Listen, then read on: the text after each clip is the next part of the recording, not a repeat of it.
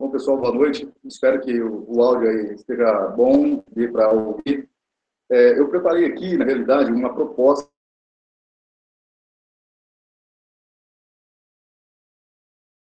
dos alunos de São Paulo, principalmente o pessoal aí da Unesp de Marília, mas pensando também em outros lugares, né, os ex-alunos de Minas Gerais, Mato Grosso do Sul, né, enfim, e os companheiros aqui do Paraná, enfim. A gente está vivendo aí um momento, né, emblemático da crise do capitalismo, né? Muitas pessoas estão preocupadíssimas. Eu observo que muitas pessoas, né, não conseguem entender o que está acontecendo, e isso acho que dá para explicar com certa tranquilidade. Outras com muita razão, né, imbuídas de uma certeza absoluta do que está acontecendo. E, enfim, é um momento da luta de classes emblemático no século XXI, que é resultante da crise estrutural do sistema capitalista. Eu não vou procurar aqui hoje fazer uma linguagem doutoral, academicista, né, porque não simplesmente com um jargão, mas análise e abordagem teórica e metodológica. Eu vou tentar hoje fazer uma fala, sobretudo para os não especialistas, né, que a maioria da população brasileira, a maioria daqueles que estão aí vivenciando esses movimentos de rua. Nós tivemos agora domingo um movimento aí puxado por certas tendências do pensamento que se encontra aqui no Brasil, enfim, por parte da população. Vamos ter agora, logo daqui uns dias, né, a passeata em defesa do PT, e depois aí movimentos que congregam, de uma certa forma, a defesa do governo PT. Pois bem, o que eu tenho para dizer aqui não vai agradar muitas pessoas, né, mas eu não estou aqui para agradar ninguém. Não estou preocupado em fazer uma fala que agrade, né? Acho que tem honestidade intelectual. Eu vou procurar aqui deixar isso bem nítido. Uma questão central, então, foi o tema, né? Poderia falar de problemas sociais, mas eu tentei colocar um tema que aglutinasse diversas abordagens, que é justamente esse que está aí escrito no link, na descrição, que é a crise em perspectiva histórica. Veja bem, crise em perspectiva histórica são coisas extremamente importantes. Por quê? Porque normalmente nós temos uma leitura bastante simplória do que é crise. Isso é um conceito, é algo complexo, não é algo simples, mas não é inatingível, dá para entender sim. Mas hoje, nessa primeira aula, eu vou falar um pouco mais do sentido popular, no sentido vulgar, né, no sentido que normalmente a gente encontra em vários lugares, com a palavra crise, né, mas isso é um conceito e é algo que tem que ser abordado, e a gente vai abordar isso nas próximas aulas. E por que em perspectiva histórica? Porque é exatamente um elemento central das análises, dos olhares, como gostam muitos aí, que está faltando para analisar o que está acontecendo. Por quê? Se a gente ficar somente no tempo presente, nesse momento que passa entre os dedos, esse momento que a crise, no sentido popular, ela se manifesta e incomoda as pessoas de um lado ou de outro, né, os diversos ângulos que possamos imaginar, eu acho que a gente não consegue entender o que está acontecendo, né? Quando você fala, sobretudo nas redes sociais, não só nas redes sociais, a maioria da população não fica o dia inteiro nas redes sociais, né? Mas as redes sociais é um espaço importante, mas olha lá, sem ilusão, grande parcela da população ainda não tem acesso às redes sociais, à internet, com a facilidade com que uma outra parcela também muito expressiva já possui. O que eu quero chamar a atenção é que, em dada medida, a perspectiva histórica ela é abandonada. E não é abandonada agora, nesse momento da crise, sendo abandonada há muito tempo. Se nós pensarmos, né, na história do Brasil, não só, mas sobretudo, na história do Brasil, a perspectiva de ensino de história já vem sendo abandonada há muito tempo. E isso é um ponto extremamente importante, porque sem história não fazemos muita coisa, quase nada. O estudo da história é extremamente importante para que a gente possa entender toda a complexidade que se insere em um momento como esse. Se pensarmos, entendermos um momento como este apenas através dos noticiários, dos telejornais, não vamos entender o que está acontecendo. Vamos ter acesso a um entendimento que a grande mídia quer impor e acaba impondo uma grande parcela da população. Mas, se não caminharmos no estudo da história, nós pensamos que isso é uma coisa inédita do que está acontecendo. E acabamos simplificando o que é altamente complexo. Eu estou falando no sentido de perspectiva, ou seja, de onde nós viemos, aonde nós estamos e para onde nós desejamos ir.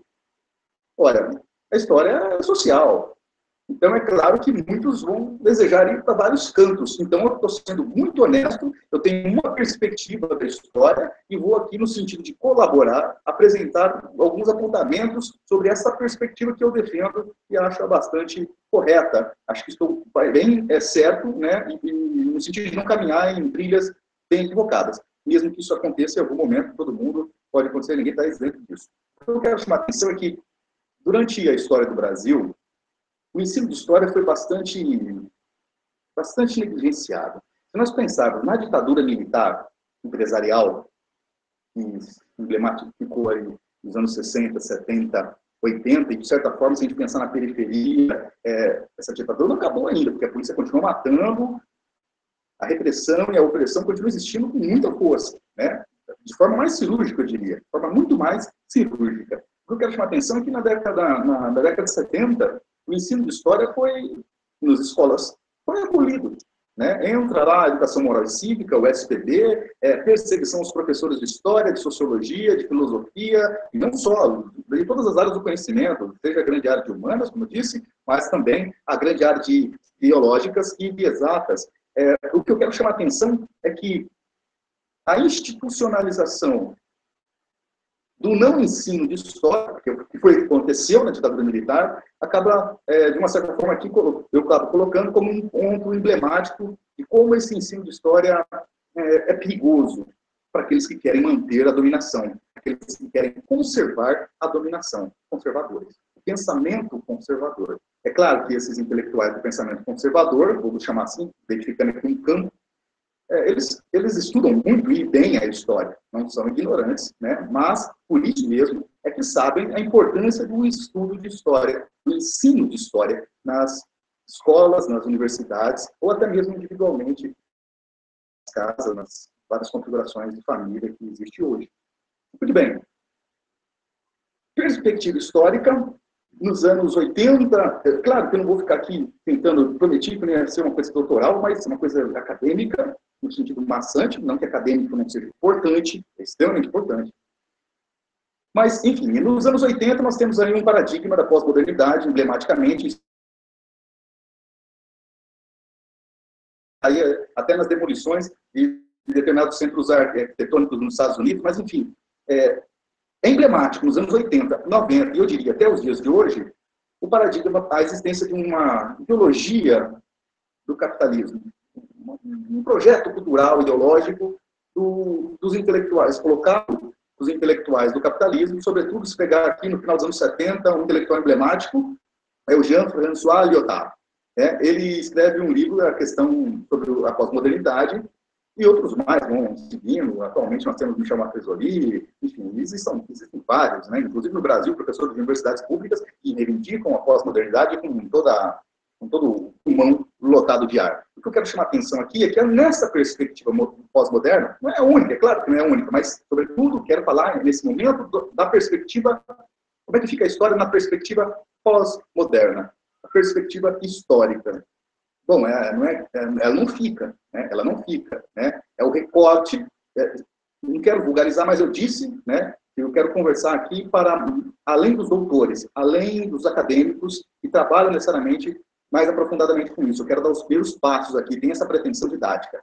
Mas, em linhas gerais, né, a história não é o grande centro do pensamento pós-moderno, sobretudo em relação a esses autores que eu acabei de citar. Tem dois, né? O Lyotard e o Michel Martesoli. Enfim, o pensamento pós-moderno, no sentido mais geral, há diferenças, mas no sentido mais geral, para dialogar, continuar nosso diálogo inicial, ele negligencia totalmente essa questão da história, sobretudo da perspectiva histórica, do devir histórico. Não estou falando aqui da linha do tempo positivista, não, estou falando de uma estrutura, vou chamar aqui de uma totalidade histórica. Essa ideia de totalidade histórica é abominada. E uma vez que isso acontece, nós temos um problema muito grande, Porque se o indivíduo, ele me permita pegar o indivíduo que é socialmente construído, mas o indivíduo, numa sociedade em que ele não tem perspectiva, como é que ele vai analisar algo que não seja circunscrito à sua esfera do tempo mais imediato, do momento evanescente, que é o tempo presente? O tempo presente, dessa forma, nos fala pouco, nos deixa muito perdidos. Eu diria ainda que essa perspectiva de negação da história, da totalidade histórica, sobretudo, né, ela não é inocente, né? Inocente quase não existe, viu, pessoal? Inocente quase não existe. Pensamento inocente não existe, né? Vejam bem, quando nós temos um sujeito, nos termos que eu coloquei, sujeito não isolado do universo, da história, mas o sujeito se manifesta, sim, enquanto indivíduo, claro, sua individualidade. Na sua individualidade, como indivíduo, ele não tem uma perspectiva histórica para pensar aonde ele está, evidentemente que ele está perdido sem essa perspectiva, né? Porém, a ideologia de consumo, sobretudo o consumismo, não o consumo necessário, mas o consumismo, acaba colocando, sim, uma perspectiva. Está indireta, está implícito, está explícito isso, mas vem, sim, uma perspectiva que é a perspectiva, de uma certa forma, que remonta ao final, ao momento, né, na realidade, né, do desenvolvimento da sociedade romana, que é o carpe diem, né? Ou seja, viva o dia como se fosse o último. Bom, um prato cheio para a ideologia pós-moderna, e, sobretudo, a ideologia pós-moderna não está produzindo, né, cadeira, etc. e tal, diretamente. Eu estou falando para a sociedade capitalista, para essa forma de produção da vida que é o mundo capitalista que nós vivemos, né? Ou seja, quando o indivíduo ele tem essa aspas, perspectiva, que na realidade é a não perspectiva de longa duração na história, ele vai viver o imediato. E no imediato, ele vai, por exemplo, no consumo imediato, ele vai se realizar. Isso é uma verdade, como Marx fala, né? Ou seja, o ser humano não se realiza na produção, mas ele se realiza no consumo, né? Em consumo alienado. E dentro desse consumo, e esse consumo pode ser tangível, intangível, enfim, as pessoas, né, vão vivendo.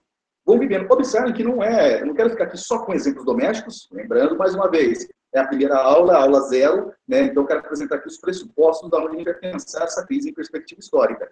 O indivíduo, quando não tem essa perspectiva, e eu não estou falando que ninguém tem que ser doutor, historiador, nada disso, estou falando de ter consciência de onde está, de onde veio, de onde está e para onde quer ir. Né? Ou ainda deseja não ir a lugar algum, tá? Problema seu, amigo, né?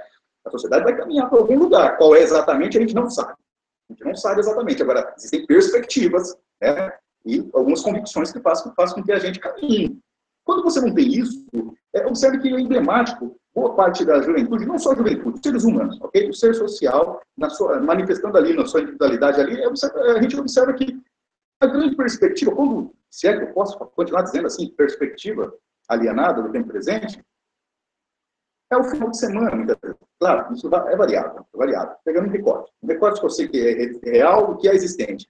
Ou seja, o final de semana, a balada, vem a centralidade. Ou seja, a tua vida gira ao redor de um momento efêmero de realização. É verdade, é de realização, porém alienada diante do todo. Isso não é xingamento, né? É uma classificação categorial da sociologia e da historiografia. Mas depois nós falaremos disso. O que eu quero chamar a atenção é que o indivíduo é preso a essa evanescência do presente, de forma, então, sem ter uma perspectiva de onde veio e de onde está exatamente, mas há uma série de ideias que coloca para ele aonde é que ele está, como ele deve ser ou viver ou fazer para ser feliz. Ele vai se realizar, por exemplo, como eu estou falando aqui, na balada. Aqui não tem nenhum problema com balada, com festas, etc. e tal, diversão, entretenimento. Não tem nenhum problema com isso. A questão aqui é outra. A questão é que o sujeito, ele acorda, trabalha, parte da manhã, parte da tarde, à noite muitos vão para a escola, vão para o EJA, ou vão para outro programa, para a faculdade, ou vão para casa. O fato é que trabalham o dia inteiro e chegam em casa, vai lá, provavelmente assistir uma TV, ou um filme, eu não sei, ou vai, por estar exaurido, vai dormir, né, desmaiar, e no outro dia cedo ele acorda e o mesmo ritual, né, eu diria brincando aqui, entre aspas, isso mesmo, tipo de brincadeira, mas um ritual macabro, né, da existência, de não realização. Na maior parte do tempo não se realiza. E daí ele trabalha segunda, desse jeito, terça, quarta, quinta, sexta. Sexta-feira, chegou sexta-feira, daí ele vai para onde ele vai? um momento de realização. Estou falando de um recorte social, evidentemente, que a maioria das pessoas não fazem isso. A maioria das pessoas não vão para a balada. Se todas as pessoas, chegamos só no Brasil, fossem para a balada, eu não teria as pessoas dentro dos estabelecimentos que existem, né? Muito provavelmente, não tem nenhum levantamento, é só uma conjeturação. O que eu quero chamar a atenção é que, estou falando de um recorte, né? Então, dentro desse recorte, as pessoas buscam se realizar nesse contexto de consumo. Pode ser na balada, pode ser de uma bicicleta, pode ser até de uma caminhada, por que não, é verdade, pode ser mais saudável, pode ser de ficar passando pretinho na roda do carro, tem a galera que ama passar pretinho na roda do carro, fica lá, é um meio de realização. Outros vão fazer uma porta, ou fazer uma horta, tem várias formas. O que eu quero chamar a atenção é que esse momento, esse projeto de vida, poderia falar de uma forma mais assim, mas essa perspectiva, ela é de pequenina duração. Ela é de pequenina, de um tempo muito curto, extremamente evanescente, né? Que é aquele momento do final de semana, chegou no final de semana, bate aquela tristeza desgramada, você tem que voltar para o trabalho, segunda-feira brava, para muitos aí, né? E aí tem que trabalhar, e enfim, quinta está chegando, daí sexta-feira chegou, opa, de novo, e a vida vai girando dentro dessa lógica. Ainda estou falando de uma parcela, né? Como eu falei, como deixei bem claro aqui, ressaltei, isso faz. Isso que faz. Isso custa. Isso tem que ter uma quantidade geral de valor para poder efetivar, se realizar através do consumo. Para aqueles que nem isso têm, ficam em casa, muitos ficam numa depressão, enfim, muitos vivem de uma forma miserável, uma sobrevida, né? Uma subsistência da vida do ser. Então, bom, e dentro desse contexto, é claro que a coisa fica mais complicada quando a gente vai pensar na questão dos estudos em relação, para além desses casos domésticos, do indivíduo, né, artificialmente isolado, como eu fiz aqui agora. Mas quando a gente pensa socialmente, chega uma hora que a gente precisa ser doutor para entender que outras coisas que outras pessoas estão fazendo estão influenciando a sua vida. Né? A classe trabalhadora bem sabe disso, muito bem sabe disso. E a classe burguesa também. Só um parênteses bem breve. Quando eu falo classe trabalhadora e classe burguesa, não é xingamento também. São categorias sociológicas historicamente pautadas, e assim eu gostaria que vocês entendessem no decorrer dessas várias aulas que nós teremos. Então, a classe trabalhadora consegue entender quando algo e alguém estão fazendo coisas que estão influenciando a sua própria vida. Meus amigos, é nesse momento que nós chegamos à percepção, direta ou não, temos lá alguns toques de que a vida vai muito além do nosso umbigo, né? E é claro que quando nós falamos em crise, né, e eu falei aqui de classe trabalhadora, classe burguesa, né, sobretudo dentro da classe trabalhadora, o proletariado, sua função específica dentro do sistema produtivo, sentem de formas diferentes esses momentos de crise. E crise, como eu falei aqui, né, não é uma crise, a princípio, aqui nessa primeira aula, conceitual que eu quero falar. É sim, mas aqui eu vou abordar só a crise no sentido mais genérico que a gente está vendo nos noticiários, né, nos documentos aí pelas ruas e pelo nosso dia a dia social. Né? Então, nesse ponto da nossa primeira aula, que é a aula 0, na realidade, que é a apresentação da proposta, eu quero deixar bem claro, né? Existe um posicionamento de classe nas análises. Na minha análise, existe um posicionamento classista. Na análise de outras pessoas, sei lá, por exemplo, os comentaristas que participam dos telejornais, por exemplo, na TV Cultura, no Jornal da Cultura, ou Jornal Nacional, Jornal do Carnaval, enfim, existe recorte, né, de classe na análise. Né? Existe um mito muito grande, ainda é muito forte, o direito divulga esse mito com toda a força, que é o mito da neutralidade. Nós podemos falar de neutralidade axiológica. O que isso significa? É neutralidade ao produzir conhecimento, ao dar um parecer, né, você deve ser neutro, não se envolver.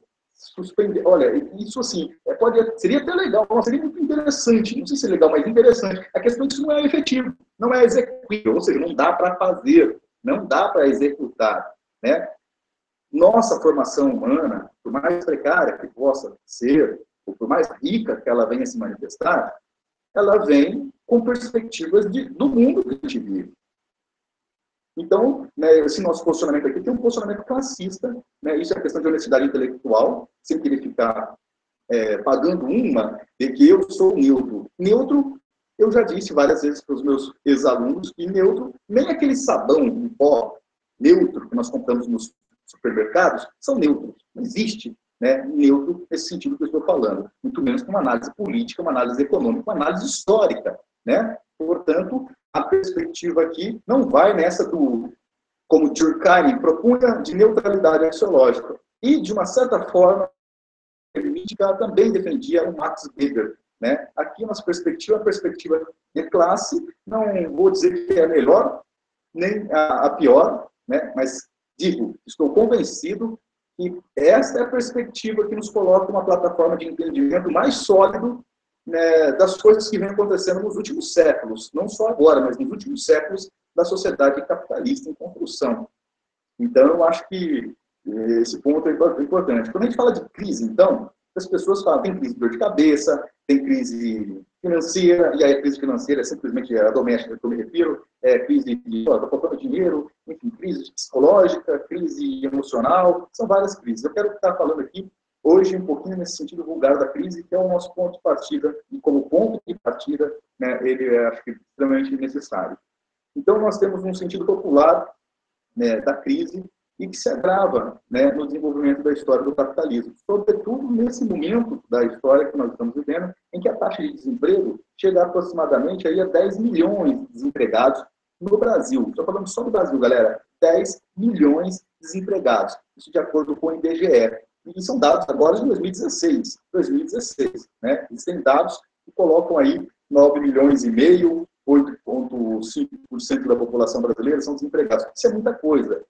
Se trabalharmos com essa estimativa de 10 milhões de desempregados, isso é gente para dedéu, né? Vejam só, como é a vida de uma pessoa, de um trabalhador desempregado. Agora, imagine de 10 milhões. Não é uma pessoa apenas, é uma família. E aqui eu não fico na chave patriarcal machista de papai, mamãe e filhinhos. Não, a família nas suas mais diversas configurações. São vários seres humanos, né? 10 milhões de desempregados. São muito mais de 10 milhões, então, que sofrem com essa questão do desemprego. E o desemprego não é uma questão simplesmente um raio no dia de céu azul, as nuvens se abrem, o raio cai, e aí passou a existir o desemprego. Não, o desemprego é uma situação estrutural que faz parte do sistema que nós vivemos, do tipo de economia que nós vivemos. É claro que o que eu estou falando aqui vai sofrer, vai parecer uma aberração, talvez no ouvido de muita gente, que jamais vão falar isso aí nesses telejornais da grande mídia, enfim, que nós temos aqui no Brasil, né, e digo, hegemonicamente na sociedade capitalista. Então, nós temos aqui um desemprego atual de 10 milhões de pessoas, nós temos aí, então, a marginalização de mais de 10 milhões de pessoas, e isso provoca, então, uma manifestação desse sentimento de crise, no sentido mais doméstico mesmo, né? A pessoa está em crise, e aí o que acontece? Que é o motivo que me fez estar propondo, né, essas várias aulas iniciais aqui, que é justamente o que eu venho observando. Claro que é só uma impressão, e eu estou convicto dela, por isso estou me dando essa tarefa, que é o fato de que muitas pessoas estão perdidas diante da crise econômica. Perdidas, e isso é evidente, né? Muitos vão ficar perdidos e ficaram perdidos em outras várias crises que a sociedade capitalista, enfim, desenvolveu, criou. Né? A sociedade capitalista cria, evidentemente, tem lá os seus artífices e certamente não são os trabalhadores. Né? Existe uma crise estrutural do capital de subprodução e há momentos que as particularidades potentíssimas do capitalismo financeiro, sobretudo no período imperialista do final do século XIX, século XX até os dias de hoje, que tem lá suas manifestações no setor financeiro, muitas vezes no setor imobiliário, mas a questão é que é uma crise que faz parte do capitalismo. Né? A crise tem outros significados, eu quero falar disso nas próximas aulas, mas aqui, iniciando é isso. E nesse momento de crise, muitos ficam perdidos, né? E a necessidade de explicar isso bate a porta, como eu disse, não precisa ser doutor, nem cientista social, historiador, de nenhuma área. Né? Ou seja, a crise bate no bolso, bate na vida, bate no dia a dia, no cotidiano. Mas essa crise batendo no cotidiano, no dia a dia, não significa, senti-la, não significa que conseguiremos compreendê-la. A questão é, uma vez que, eu falo só dos 10 milhões de desempregados no Brasil, estou falando das centenas de milhões que existem no Brasil. Né? A partir do momento em que você não pensa a história, estou falando de novo, atenção, não estou falando de ser historiador, ok? Mas olha lá, isso acontece até com os historiadores. Mas o que eu quero chamar a atenção, a partir do momento que você não tem uma perspectiva histórica do que está acontecendo, no caso a crise, alguém tem essa perspectiva. Alguém vai colocar essa perspectiva para vocês. O que eu estou fazendo aqui é colocar uma perspectiva, evidentemente. Né? A questão é que é um indivíduo diante do todo. Agora, nós temos estruturas de comunicação de massas que colocam hegemonicamente, isso pode ser também instituições, como partidos, enfim, o próprio Estado, mas enfim, estou pensando aqui sobretudo na mídia, né, na grande mídia. E grande mídia, estou falando da Rede Globo, né, horripilante, emissora cretina, e literalmente, não vou fazer isso aqui um vídeo revolta, mas é uma emissora que desperta asco em qualquer pessoa com o mínimo de consciência política e de sensibilidade diante das questões do dia a dia, né? A questão é que intelectuais estão trabalhando a partir da universidade, a partir dos veículos de comunicação em massa, em sintonia, muitas vezes, é claro, né, para colocar perspectivas. E eu observo agora, nesse momento da história mais imediata, que dentro dessa questão da crise política e crise econômica, para muitos também social, mas aqui dentro do contexto de crise que vem se configurando, se apresentando, né, no Brasil, eu vejo uma dicotomia, uma espécie de dicotomia. O que é isso, dicotomia? Dois lados. Vamos pensar assim, o bem e o mal, o certo e o errado. Que é esse grupo aqui, o certo, e aquele grupo ali, o errado, ou vice-versa. E pensam de forma inversa, invertida, mesmo cada um em relação a si. O que eu quero chamar a atenção é que me parece muito complicado explicar nos dias de hoje uma terceira posição. E pode existir várias outras posições, né? Mas eu sou bastante convencido de que nós temos aqui um grupo atualmente, né, batendo no governo do PT e, evidentemente, um grupo que quer ter hegemonia no controle do capital. Eu queria não utilizar muito em relação a isso, como eu plantei, mas existem conceitos que não tem como fugir deles, né?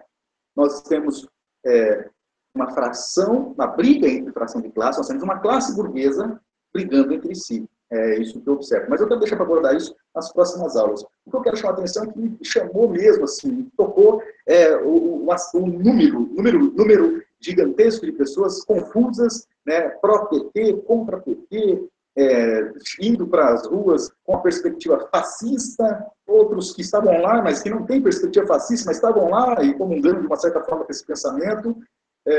Outros queriam reivindicavam a legitimidade do Estado pelo fim da corrupção, etc. e tal. Olha, meus amigos, eu não quero desanimá-los, mas o Estado, dentro de uma perspectiva que eu trabalho aqui, ele não vai oferecer isso para a classe trabalhadora, de forma alguma, né? Tema de outras aulas também que vão ver. Mas o que eu quero chamar a atenção é justamente essa confusão toda, né? Nós vemos trabalhadores, proletários, professores, servidores, pessoas muito mal remuneradas, que ganham e vivem muito mal, saindo para defender impeachment, saindo para defender golpe militar, até os surfistas estavam lá defendendo, né, a volta da ditadura militar. Por que isso acontece? Por que a pessoa explorada, pobre, tem a mentalidade da classe burguesa? Temos também um campo, então, pensando nessa dicotomia, né, o campo da defesa dos trabalhadores. O nome do partido é esse, Partido dos Trabalhadores, que é o governo federal atual, representado na figura da presidenta Dilma. E tem uma proposta de governar com sintonias de classes, harmonizações das classes sociais antagônicas. Patrões e empregados podem viver muito bem, obrigado, né? A empregada e a patroa podem ser felizes juntas dentro dessa sociedade capitalista. Conciliação de classes, essa é a expressão mais adequada. Um governo que propõe a conciliação de classes e está pagando caro por essa proposta de conciliação de classes. Uma vez em Campinas, eu encontrei uma palestra com o Mercadante e o José Genuíno, no caso, e perguntei, mas, Genuíno, e aí? Ele falou, olha, essa foi a opção que nós fizemos para poder mudar o Brasil. Essa é uma perspectiva. Eu não vou entrar aqui, né, na defesa, evidentemente, porque não tenho nenhuma defesa para fazer o PT, eu tenho críticas severas ao PT, e tão pouco ao PSDB, de Aécio Neves, de Geraldo Alckmin, enfim. Né? A questão é que está colocado dois paradigmas principais. O que eu queria chamar a atenção é que não existem só dois paradigmas. Eles podem até ser os principais, por motivos bem artificiosos, né, colocados na cabeça da classe trabalhadora e da sociedade brasileira em geral. Mas não existe apenas esses dois lados, embora muitos entendam que existam dois lados, e é o que eu estou chamando de dicotomia. Quem é o PT? Quem é o PT? Quais são esses dois lados? Admitindo, então, a existência, né, inegável deles. Sem uma perspectiva histórica, a gente não consegue entender essa crise política, e muito menos a crise econômica, enfim, as crises no sentido geral. Então, o objetivo dessas aulas, né, é serem curtas, né, no máximo aí 30 minutos, 40 minutos, um período de uma aula de 40 a 1 hora, estourando 1 hora, estourando muito, né? Tem pessoal que gosta de uns vídeos curtinhos, não tem vídeo curtinho, amigo. Vídeo curtinho não dá para explicar tudo isso, que é extremamente complexo. Eu vou cair também, né, no raso da piscina vazia, e eu vou morrer afogado com 2 dedos de água e não vou explicar nada. Então, é necessário um pouco mais de tempo, e essas aulas serão um período de aula normal para quem está na escola, na faculdade, enfim.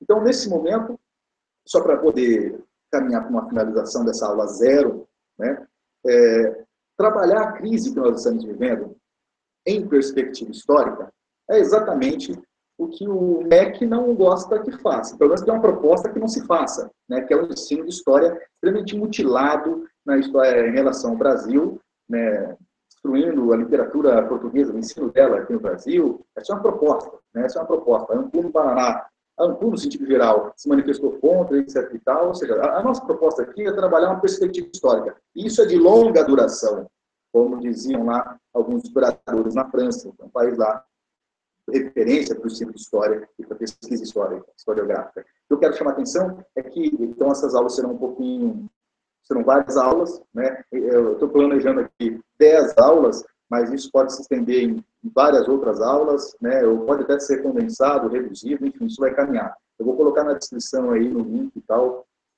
embaixo aí na descrição do vídeo, né, um programa, uma referenciazinha bibliográfica. Essa aula 0 é mais para assim, a gente se apresentar, agradecer o pessoal que está participando pelo Twitter, né, pelo Facebook, enfim.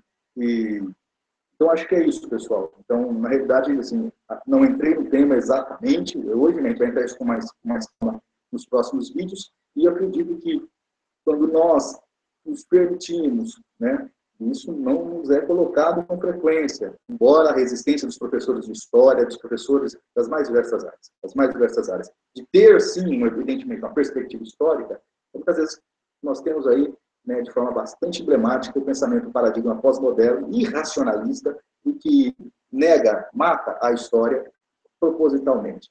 Nosso objetivo aqui não é dar a última palavra, mas a palavra que nós temos convicção concreta, material, real, do que está acontecendo. Então, pessoal, agradeço a participação daqueles que estiveram aqui na aula de hoje. Nós continuamos falando sobre a crise, né, e o que é crise. A próxima aula nós vamos falar sobre o conceito de crise, não só a palavra crise no sentido popular, que é o momento, é o sentido que ela mais aparece no dia a dia, mas nós precisamos avançar. Quem aí já é professor, quem já é pesquisador, mestre, doutor, enfim, especialista, observou que esse primeiro vídeo foi bastante tranquilo. O objetivo é dialogar com as pessoas. O que está acontecendo? Não perca, então, o próximo vídeo, em que a gente vai poder debater um pouco mais sobre essa crise econômica, política, e diria, de certa forma, social, e qual a perspectiva, né, quais são as perspectivas hegemônicas, estão certas e equivocadas? Eu tenho aqui uma terceira perspectiva para apresentar, por isso as demais aulas, para que a gente possa continuar esse debate. Participem pelo vídeo, clica aí, um abraço, boa noite, até mais. Só uma coisa, tem estética porra nenhuma não, falou? Um abraço aí, salve para todos aí, um abraço.